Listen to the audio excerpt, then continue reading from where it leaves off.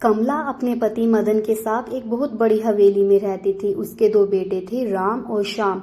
कमला ने अपने बड़े बेटे राम की शादी 10 साल पहले ही कर दी थी। उसका 8 साल का बेटा था। तो कहानी यहाँ से शुरू होती है। कमला अपनी बहन से बात कर रही होती है। इतने में ही उसके पति मदन की आवाज आती है, कमला, ओ कमला, मेरा चश्मा कहाँ पर है, मिल नहीं रहा।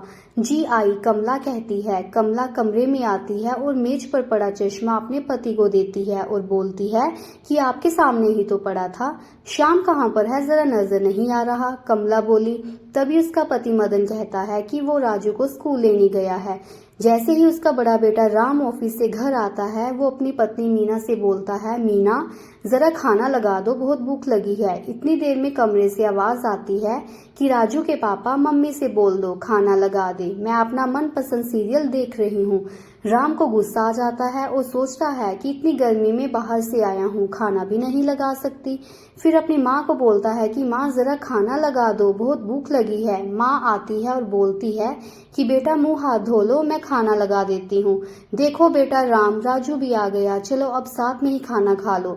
शाम के समय राम और उसकी पत्नी बाहर गार्डन में बैठकर चाय पी रहे थे। तभी मीना बोलती है, क्यों ना हम श्याम भैया का विवाह करवा दे, उसके बाद हम अलग घर में शिफ्ट हो जाएंगे और घर का बंटवारा भी कर लेंगे। इतनी बड़ी हवेली है, कुछ ना कुछ तो हमें मिलेगा ही ना।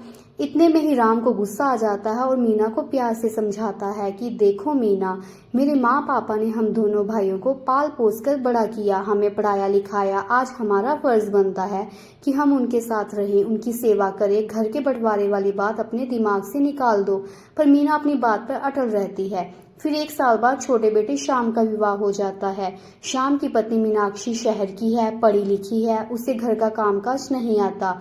कमला मीनाक्षी को कहती है, कोई बात नहीं बेटा, मैं सिखा दूंगी। कमला बड़े प्यार से मीनाक्षी के सिर पर हाथ फेरती है। मीना सोचती है कि मैं भी शहर चली जाऊंगी, वहां पर साड़ी नहीं डालूंगी, शहरी कपड़े डालूंगी।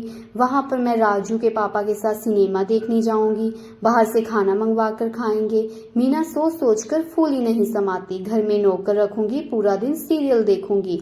अगले दिन सवेरे फिर से राम के ऑफिस जाने से पहले मीना राम से बात करती है कि अब तो श्याम भैया की भी शादी हो गई, अब आपको घर के बंटवारे की बात माँ पापा से करनी चाहिए। अब तो अपने बारे में सोचो, क्यों ना हम शहर में घर ले लेते हैं। आगे राजू भी बड़ा हो रहा है, उसके भविष्य के बारे में तो कम से कम सोचो। राम की माँ कमला दरवाजे के बाहर उनकी बातें सुन रही होती है और हैरान हो जाती है कि हमारी बहू, जिसे हमने अपनी बेटी माना है, वो ये सब बातें कर रही है। उसे विश्वास नहीं हो रहा था। धीरे धीरे ये बात पूरे घर में फैल गई। कमला और उसके पति मदन ने अपने दोनों बेटों को बुलाया और कहा कि अगर आप दोनों को हमारे इधर हवेली में रहने में दिक्कत हो रही है तो हम दोनों ने ये फैसला लिया है कि हम अनाथ आश्रम में जा रहे हैं। ये सुनकर दोनों बेटे अपने माता पिता के चरणों में घिर जाते हैं और माफी मांगते हैं। पर कमला और मदन बोलते हैं कि आप दोनों पति पत्नी बता दो कि आपको क्या चाहिए। राम बोलता है, नहीं पापा, हमें कुछ नहीं चाहिए, हमें आपका प्यार चाहिए, साथ रहना है। पर कमला और मदन कहते हैं कि हमने पूरी जायदाद के 2 हिस्से कर दिए, अपने लिए हमने कुछ भी नहीं रखा, जो भी है आप सबका ही है। इतना बोलते ही मदन की आंखों में आंसू आ जाते हैं। कमला भी अपने आंसू साड़ी के पल्लू से पोंछती है।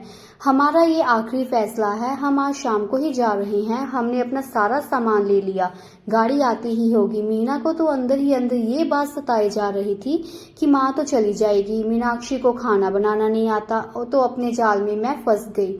इतने में गाड़ी आ जाती है और कमला और मदन चलने लगते हैं। दोनों बेटे माँ के हाथ पकड़ लेते हैं। माँ मत जाओ, हम छोड़कर हम आप दोनों के बिना नहीं रह सकते। दोनों गाड़ी में बैठ जाते हैं और चले जाते हैं।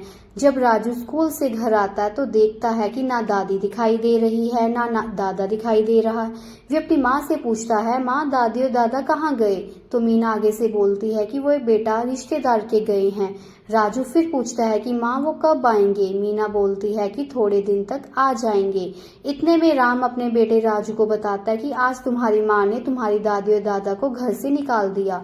इतने में मीना जोर से बोलती है कि मैंने नहीं बोला उनको जाने को, वे अपनी मर्जी से गए हैं।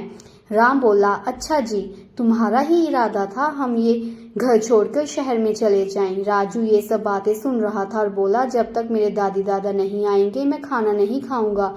मीना राजू को बोलती है, नहीं बेटा ऐसे नहीं करते, वो आ जाएंगे। अगले दिन सवेरे मीना राजू को स्कूल उठाने के लिए उसके कमरे में जाती है और आवाज लगाती है कि राजू उठो, स्कूल नहीं जाना, लेट हो जाओगे। राजू नहीं उठता। मीना फिर से आवाज लगाती है और उसके पास जाती है। देखती है कि राजू का माथा तो तप रहा है, इसे तो बुखार है। वे अपने पति राम को आवाज लगाती है, सुनिए राजू को बहुत तेज बुखार है। राम भागता हुआ आता है। दोनों डॉक्टर के पास ले जाते हैं। डॉक्टर दवाई दे देता है।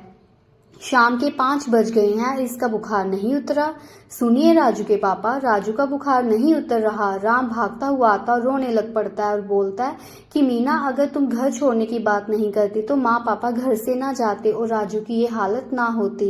ये सुनकर मीना रोने लग जाती है और उसे एहसास हो जाता है कि मैंने बहुत बड़ी गलती कर दी। मैंने अपने ही माता पिता को घर से जाने के लिए मजबूर कर दिया। मैंने रोका तक नहीं, मुझे शर्म आनी चाहिए।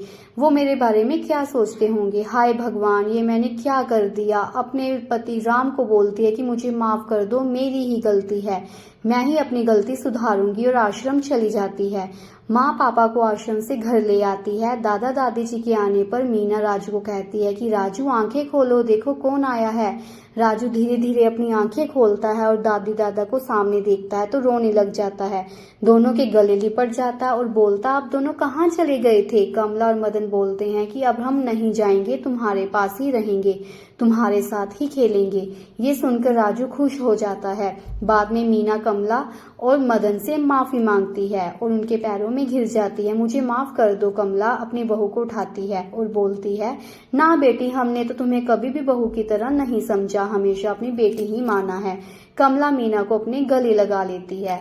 तो प्यारी फ्रेंड्स, अगर आपको मेरी ये वीडियो अच्छी लगे प्लीज चैनल को लाइक, सब्सक्राइब, शेयर और कमेंट्स जरूर कीजिएगा। धन्यवाद।